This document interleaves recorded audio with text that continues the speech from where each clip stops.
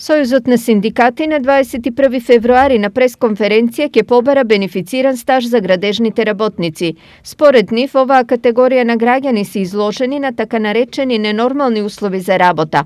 Овде спаѓаат временски влијанија, работа на премногу високи или премногу ниски температури, лоши услови за работа и неквалитетна храна.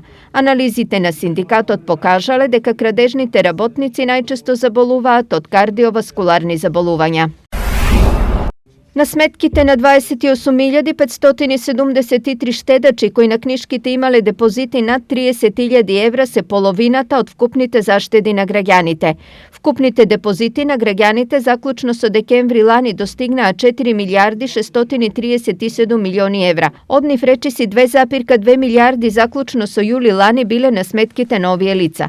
Сумите кои ги чуваат во банките се над 30.000 евра, износ кој не е осигурен доколку дојде ризичен настан за некоја банка.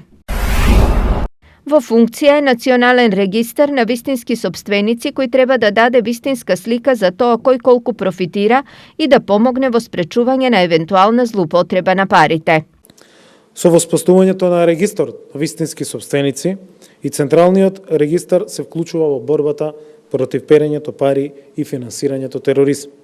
Целта на регистарот е да навлезе длабоко во сопственичката структура на правните субјекти за транспарентно да објави кој е тој што реално профитира од работата на компаниите во нашата земја, скриен зад комплексната слоевита правна структура.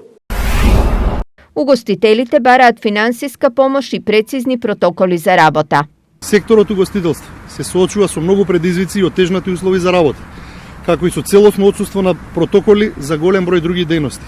Во такви околности потенцираме дека е неопходен континуитетот на економските мерки со цел за задржување на работните места и на деловните субјекти.